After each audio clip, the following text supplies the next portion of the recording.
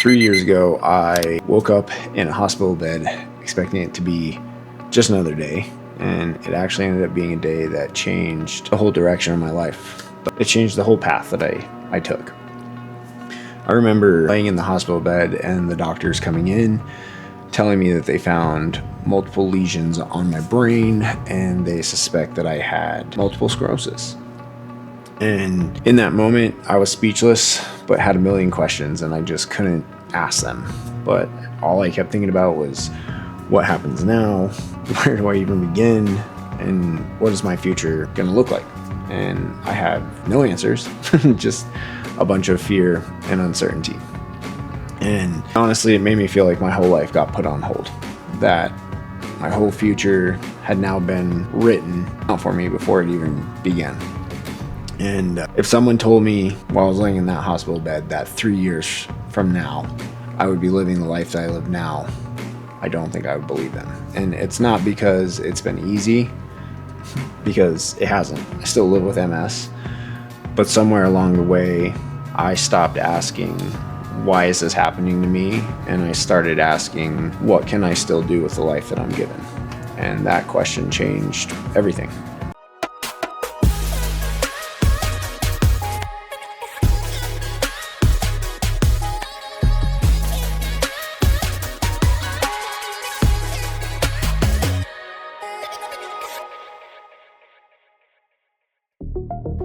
With chronic illness, you hear a lot about the before and the after. And most of the time what people are talking about is they feel like there was a version of them before they were diagnosed, and then there's a version of them after they were diagnosed. And I really wanted to kick this off to talk about my before. I've never actually really talked about my before the diagnosis. I've talked about on this channel and on my social media platforms my thoughts going through the diagnosis and where I'm at in my stages of dealing with it, but I've never really started from the start. So before I was diagnosed, I was actually not the healthiest person. And I mean that on all three levels: mentally, physically, and emotionally. Crazy part about it, a lot of people that know me now that didn't know me before, I used to smoke a lot. I was up to almost 2 packs of cigarettes a day. I used to drink pretty frequently, and I lived my life almost like I was invincible. I never really thought much about health. Now, I did think that bodybuilding and those people were really cool, and I knew about bodybuilding, and I had watched it from afar, but I just never was a bodybuilder. I never was in the fitness space. I just knew about it and thought it was really cool what they did. Before I was diagnosed, I used to be a tow truck driver. So I would do recoveries. I picked up exotic vehicles. We specialized in Lambos, Bentleys, Rolls Royce, Ferraris, McLarens, fun stuff. And I really did love what I did. I super enjoyed career and the company that we had built and the relationships that were created along the way. And I still talk to a lot of the people that I met and built relationships with in that career as well. Stepping out of that truck and stepping away from that career was never a part of the plan. Not expected at all. The day that everything changed for me was October 17th, 2023. This was the day that multiple sclerosis really kicked the door in my life. Looking back, before that date, a lot of things made sense, and I probably should have went and got checked a few times before this day, but October 17th was the day that I actually got hospitalized because of MS.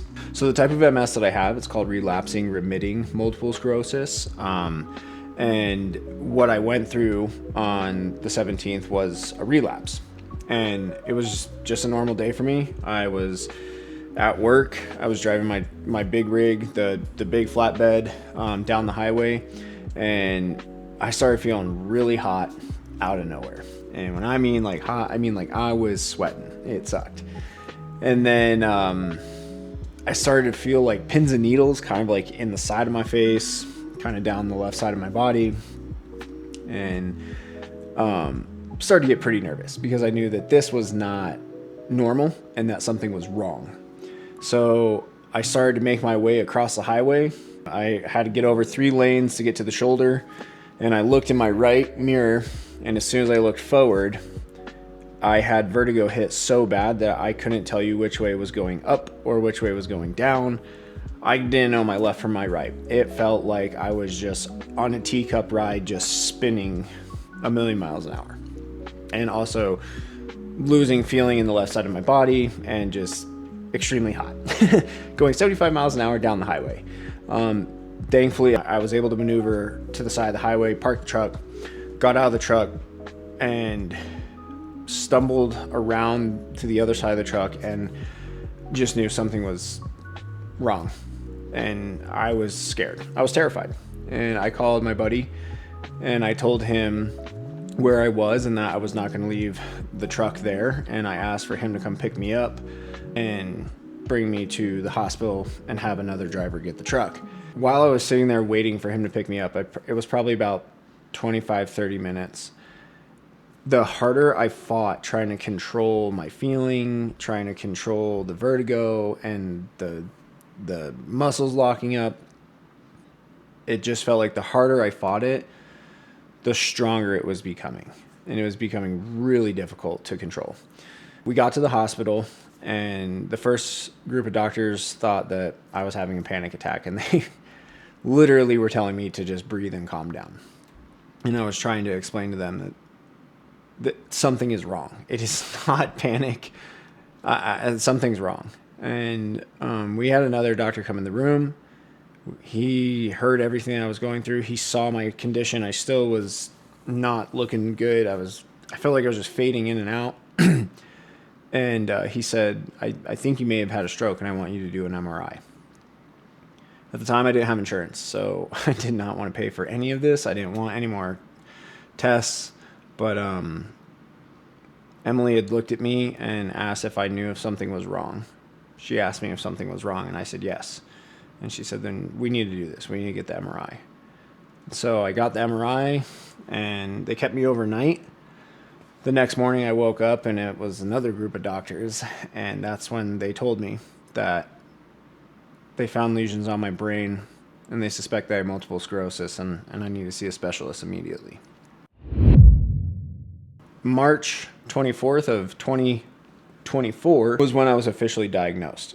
So that gap between October of 23 to March of 24 was me seeing different neurologists and getting different answers and different opinions and different tests and still just the unknown. And March 24th of 2024, I was officially diagnosed at the Colorado MS Center. A lot of people can understand what I'm about to say, and others may not, and that's fine. But for me, it was a bittersweet moment because I got an answer that I've been looking for, but it wasn't one that I wanted. And MS has been one of the best things that's happened to me. And I know that sounds wild, trust me. But I mean it in a way of like, it forced me to look internal. It forced me to really learn how to love myself, regardless of my imperfections, and how to truly push myself. So now comes the after. After I got diagnosed with MS, I asked my neurologist what I can do. And she told me, I want you to try and do whatever you feel like you can. And knowing that I thought bodybuilding was really cool to begin with, I thought bodybuilding was a great way to be competitive with multiple sclerosis. From my understanding, multiple sclerosis' job is to disrupt the communication between the brain and the body. So I chose this sport because it's establishing a stronger connection, mind to muscle. And not only did it help me physically, mentally, and emotionally, and also having the most amazing team behind me and an incredible coach, incredible fiance, just an incredible group of friends that truly are there for me. It gave me something that I never thought I needed, but it gave me purpose. Every rep, every meal, every step count, every decision I make is aligned towards this goal of being the best bodybuilder I possibly can.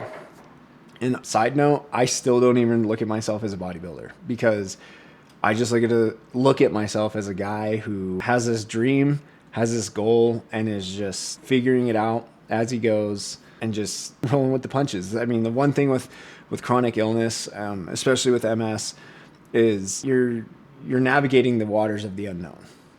You know, dealing with the fatigue, the vertigo still, you know, the muscle spasticity, bladder control issues some days, sometimes. It's just, it sucks.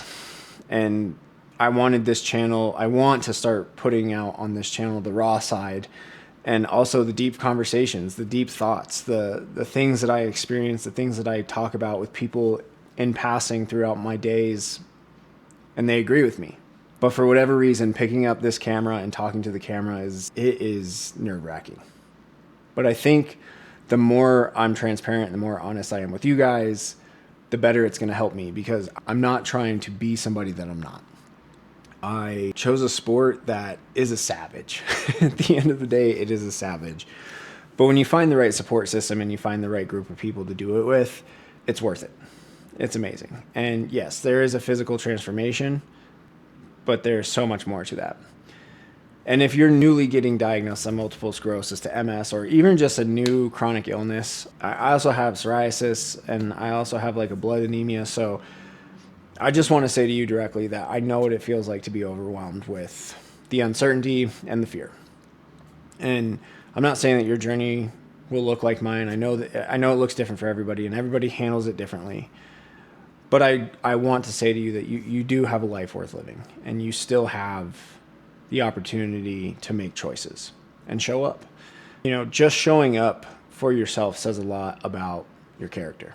And you're going to lose a lot of friends along the way. You're going to deal with situations that you didn't even know were a thing until they're right in front of you. My point is that if you're newly diagnosed, I understand what you're going through. And I want to be a resource and an outlet for you to be able to relate and hopefully inspire you to still chase your dreams and chase your greatness. Like I said, it's been 3 years since MS like really kicked the door in my life. And in those 3 years, I have competed in a bodybuilding show. I took first place at one. I took third at another. I have sold my house. I've gotten engaged. I decided to change my entire environment to really align with who I am and what my goals are and where I'm trying to get. It's not the end. The day I got diagnosed with multiple sclerosis, I did feel like it was the end. But in all reality, it was literally just the beginning of my story. And if you don't have a chronic illness and you're watching this, just know that like, don't take your health for granted. Show up for yourself. Do the things that you know you should be doing. Tell the people that you love them. And hold yourself accountable. And surround yourself with the right group of people. I am living proof of just an average guy who went from an extremely unhealthy lifestyle to someone who truly like didn't treat his body like he cared about it, to someone where I am very intentional with what I do. I'm very intentional with who I'm around, and it's changed everything. And the whole purpose of this video was to tell you my story and to kind of introduce you to this channel again.